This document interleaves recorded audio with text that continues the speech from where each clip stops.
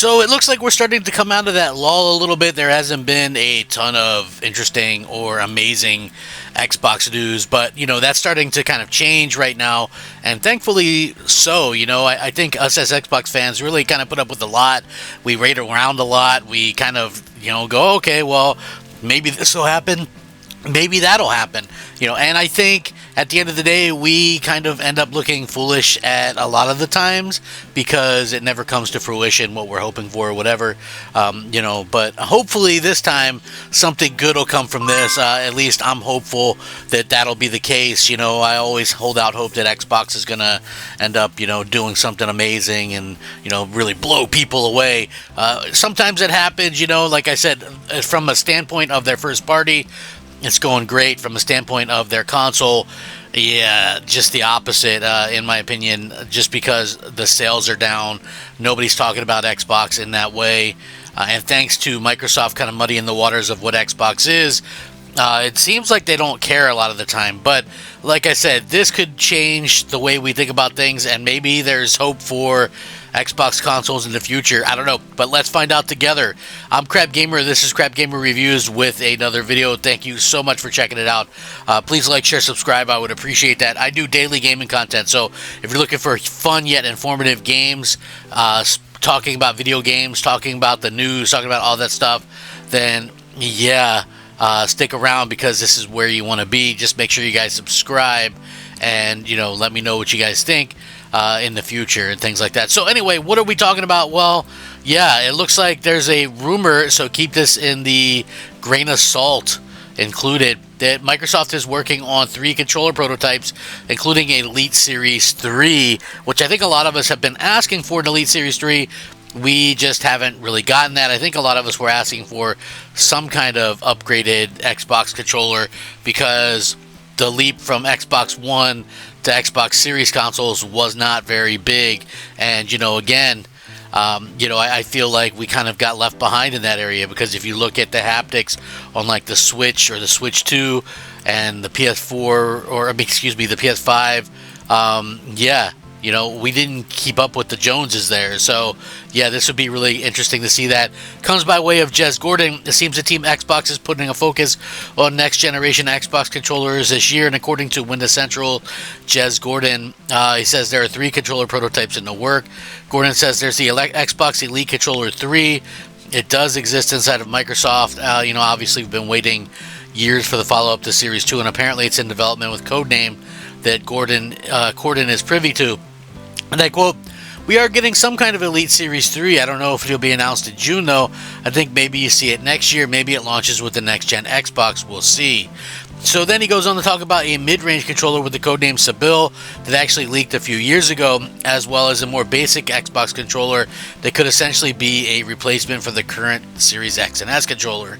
Interestingly enough, one of the features that he mentions that was also in the Sabil leak is something called Direct to Cloud, which will allow the controller to directly connect to your router as a Wi-Fi connection, eliminating the lag that comes from Bluetooth and then your TV interpreting the signal and sending it up. However, he advises that the cheapest version of the Xbox controller won't incorporate more advanced features like this. Ultimately, very few details are known of any of these Xbox controllers, and Gordon mentions is that you should take everything with a pinch of salt unless he provides a more concrete report on Windows Central itself.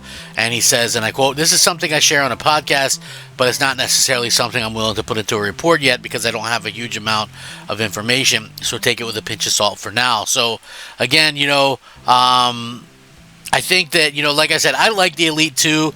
I think that, I've been through a few of them though, so obviously whatever they do with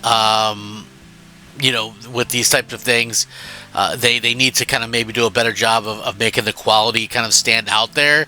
But again, the Sabil controller, if you're unfamiliar with it, was the controller that was supposed to launch with the Xbox Brooklyn. And you go, oh, what was the Xbox Brooklyn?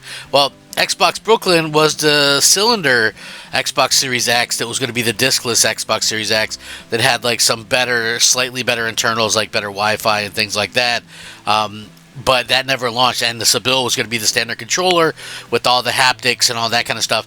That never came to fruition. I wish it did, because to me, that shows that, hey, Microsoft still actually cares about the hardware. Instead, what we got was, basically a white painted Series X with the disk drive kind of closed off, and no improvements whatsoever, the same controller, all that kind of stuff. And I have to say, like, listen, the Xbox 360 controller was great, probably a lot of people's favorite controller, and it really is a great controller. When we moved to the Xbox One, that's a really great controller too. They did a good job with it. Obviously they removed the battery cover that sticks out. I never really had a problem. I thought it was like a cool little cubby for your fingers or whatever. But when it comes down to it, when we moved to the Xbox Series X and S, the controllers started feeling a little bit cheaper, and they started making weird click sounds, no matter which buttons you push.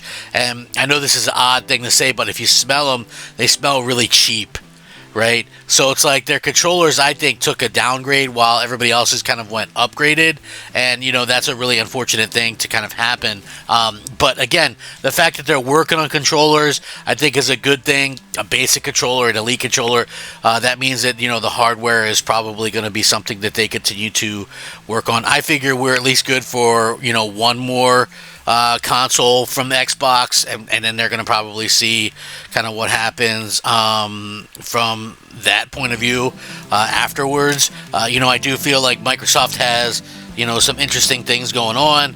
Are they going to always be able to kind of keep everybody happy? I kind of doubt it. I think in the industry as a whole, it's very hard to keep everybody happy. But you never know.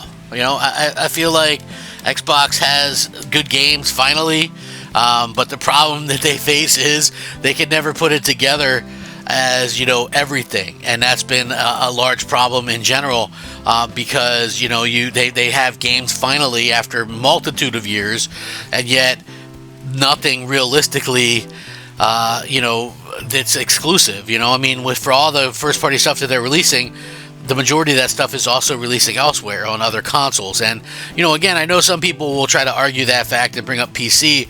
The problem is there's a lot of people like me who will never game on a PC. And, PCs have so many different applications, and it's like, so many different things that they don't want to mess with that stuff. It's like plug and play. You don't want to mess with that kind of stuff, the PC side of things. So consoles are all that matter to you.